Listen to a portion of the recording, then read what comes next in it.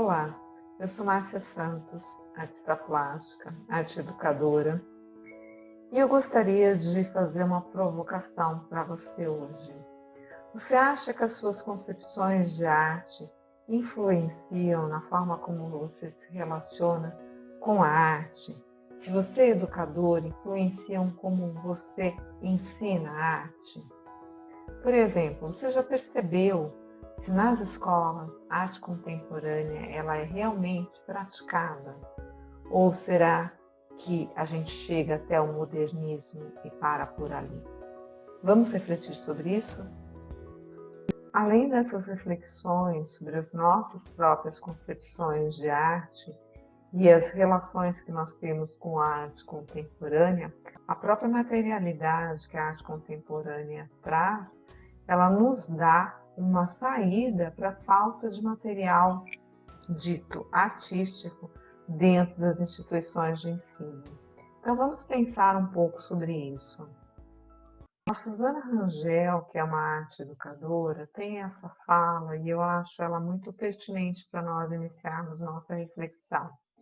Ela diz o seguinte: raramente encontramos propostas educativas na educação infantil e nos anos iniciais do ensino fundamental sob a perspectiva da arte dos últimos 50 anos, que poderíamos denominar, a grosso modo, como arte contemporânea ou pós-moderna. Realmente, a história da arte denomina, pelo menos para fins de estudo, a partir de 1950, todo objeto artístico como uma arte pós-moderna ou arte contemporânea, temida arte contemporânea. E a gente vê muito pouco disso aplicado nas instituições de ensino. Então, seria isso um reflexo das nossas concepções de arte? Eu acho que nós temos que começar a revê-los então. Pablo Picasso foi um artista que já trouxe essa reflexão com essa nova materialidade. Então, aí nós vamos ver dois exemplos. Por exemplo, essa pintura sobre um banco de tela, né? Então, um material ressignificado, e a cabeça aí de touro, de boi, uma cabeça de animal que você queira ver, feita a partir de um selim e de um guidão de bicicleta. Então, essa ressignificação, ou seja, essa nova materialidade que a arte contemporânea propõe em muitos casos, ela poderia servir como reflexão para, se eu sou arte educadora, pensar essa lista de material e conseguir outros materiais que não os ditos artísticos. As obras efêmeras que a arte contemporânea traz, então, elas nos propõem uma reflexão maior ainda. Então, por exemplo, escultura de areia. Ela não dura, ela é uma escultura feita na areia, vai ser desmanchada. Aqui, o caso de Vicky Muniz, que vai trabalhar a figura da Mona Lisa, fazer uma releitura com manteiga de amendoim e geleia. E o caso da Nélia Azevedo, que vai fazer essa instalação em vários locais, vários países, chamada Monumento Mínimo. Vamos assistir ao vídeo da instalação com a artista dando seu depoimento? Esse trabalho se chama Monumento Mínimo. Foi a minha tese de mestrado. Eu faço essas intervenções efêmeras no espaço público. E ele se chama Monumento Mínimo porque ele está ligado ao conceito, ao contrário, ao conceito do monumento oficial. O monumento que é feito num tamanho monumental, eu quebro a escala, faço um pequeno. Não homenageio nenhuma pessoa em particular, ele é dirigido às pessoas comuns, a homenagem é dirigida às pessoas comuns. E depois eu quebro a durabilidade. Um monumento que é feito para a eternidade, eu faço um para desaparecer.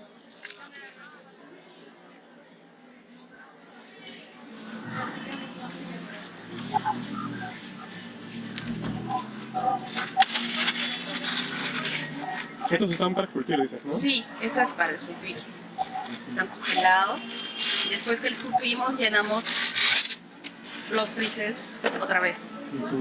O processo de fabricação em cada cidade, ele é junto com as pessoas que se oferecem, que são voluntárias para trabalhar junto. e nós fabricamos as esculturas em gelo todos os dias, através do processo de moldes de homens e mulheres.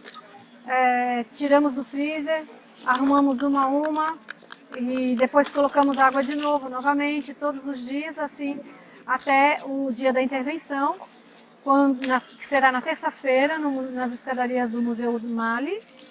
E nós pedimos a ajuda da população para colocar as esculturas nas escadarias.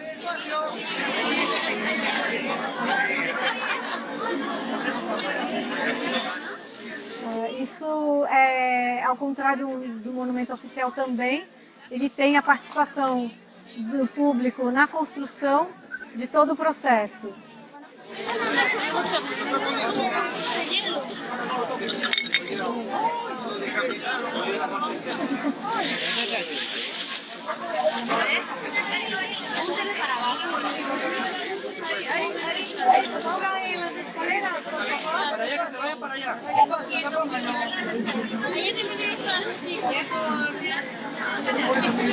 Quando eu encontrei na minha tese esse material gelo, ele deu um suporte poético a tudo que eu tinha buscado, porque eu queria quebrar as características do monumento, né? Então o gelo foi a quebrada final.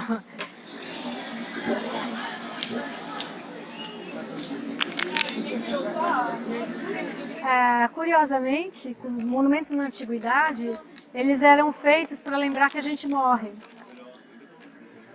Como hoje, no sistema capitalista, o morto não produz riqueza, então o morto não entra na conta, mas nós continuamos mortais. E, curiosamente, ao final, esse trabalho ele remete à origem do monumento, que é lembrar que morremos. E por afinidade, depois que eu defendi a tese, eu comecei a ser convidada para trabalhar em questões ambientais. Ele foi considerado por muitos um alerta às questões do aquecimento global.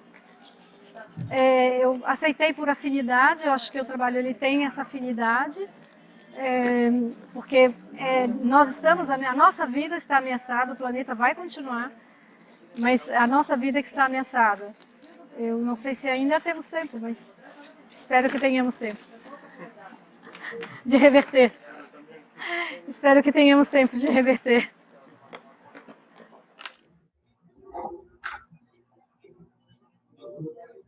Então, a partir do vídeo, a gente percebe que a obra de arte contemporânea ela pode ter diversas leituras. Por exemplo, ela mesma fala que entidades se aproximaram dela porque viram nesta obra uma possibilidade de discutir as questões ambientais, né? Pela efemeridade, pelo derretimento, discutir a questão da finitude da vida, não é?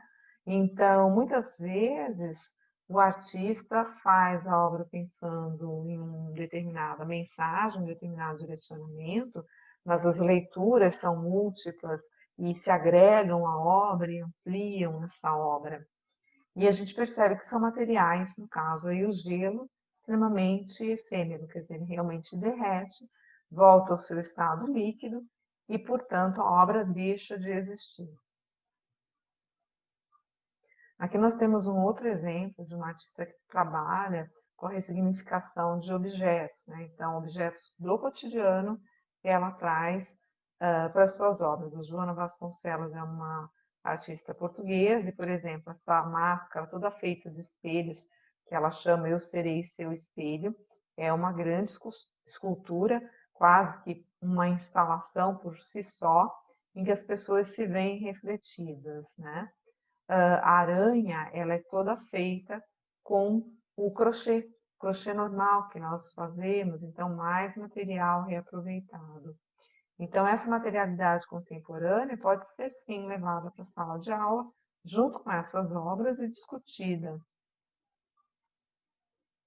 Aqui eu trago um outro artista, Lucian Avery, e ele é africano, trabalha e reside na Austrália, E ele confecciona muitos animais, e aqui o exemplo que eu estou trazendo são os CDs, as mídias, que a gente tem para gravar as coisas no computador, e que ele transforma nesses bichinhos.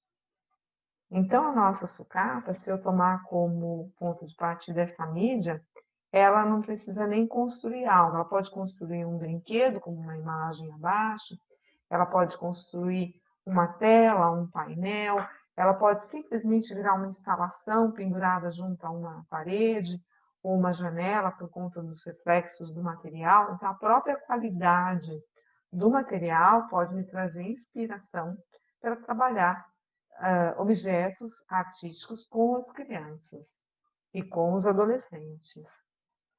O Hernandes, quando ele traz cultura visual e vai falar da cultura visual, ele vai falar exatamente que toda e qualquer imagem pode ser utilizada para a arte. E aqui ele vai falar um pouquinho sobre a narrativa, né? Narrativa e o relato como um fazer artístico, como uma prática artística. E ele fala o seguinte: contar uma história que permita a outros contar-se sua história, o objetivo não seria somente de aprender a realidade, mas de produzir e desencadear novos relatos. Ou seja, a nossa fala, o nosso relato, né? A nossa maneira de narrar, colocando os nossos sentimentos, colocando as nossas experiências, permite fazer uma história, de certa forma, coletiva. E é também uma prática de criação. Nesse sentido, eu volto a alguns vídeos anteriores que eu falei da proposta de triangular, em que eu falava que a leitura da obra, ela também tem a criação, porque nela é exatamente isso. Eu vou fazer um diálogo primeiro individual da minha experiência de vida, de quem eu sou com ela, e se eu narrar isso, compartilhar com as demais pessoas, nós recriamos essa obra, inclusive coletivamente. Então, a criatividade também está na leitura da obra de arte e, portanto, na narrativa, no relato, na palavra, essa prática pode ser considerada. Pensando então no que a cultura visual nos propõe, eu vou trazer algumas ilustrações aqui que podem ser utilizadas sim para gerar narrativas e gerar novas criações. O ilustrador Christoph Neumann produziu essas imagens e, se nós pensarmos, elas podem servir de inspiração. Por exemplo, a questão aqui do abacate, do ovo, do próprio garfo, são coisas que, se você não tem o objeto em si, você pode procurar fotos de revista, fazer recortar e depois criar com colagem e misturar desenho. Objetos, o próprio objeto pode servir de inspiração, como no caso aqui do fone de ouvido, que fez a abelhinha, ou da meia, que se transformou nesse dinossauro aqui simpático. Então, objetos do cotidiano, também complementados com desenho, podem gerar novas imagens e fazer parte de uma prática artística. Esse processo de criação tem a ver com um processo mental do ser humano, um processo psicológico, na realidade, de observação, chamado pareidolia. É o mesmo processo que rege quando a gente está olhando as nuvens e vê bichinhos. Então, ele nos faz assimilar formas que não estão mostrando nada a imagens que a gente já conhece. Esse processo aqui é baseado também na pareidolia. E ainda nessa característica de trabalhar a ilustração e a fala e a narrativa, vocês poderiam apresentar esse outro tipo de ilustração e fazer uma comparação com os estudantes, né? O que nós estamos vendo?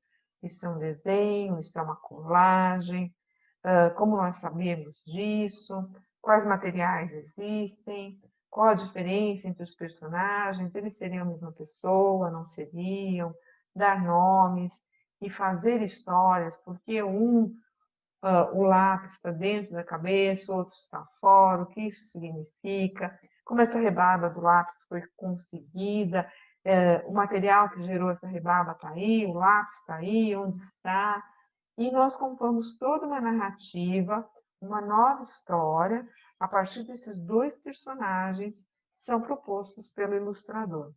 Então, a narrativa ela pode e deve ser utilizada enquanto processo de criação. Para terminar, aqui eu tenho as referências e eu gostaria de salientar essa referência aqui, que é um vídeo da Suzana Rangel, com quem eu comecei aí a introduzir esse bate-papo de hoje, que é uma reflexão sobre a arte contemporânea e as crianças. E é muito interessante, se você for educador e pai, de assistir. Eu espero que eu tenha provocado alguma reflexão em você. Se você é educador, que você pense em utilizar arte contemporânea. Se você é pai ou somente um interessado em arte, que você pense nas suas concepções de arte e abra as portas para a arte contemporânea, expandindo essas concepções e entrando nesse mundo fabuloso que é a arte, e principalmente a arte de agora, que é tão provocativa e que nos faz pensar e sentir coisas que antes talvez a gente não sentisse. Até o nosso próximo encontro.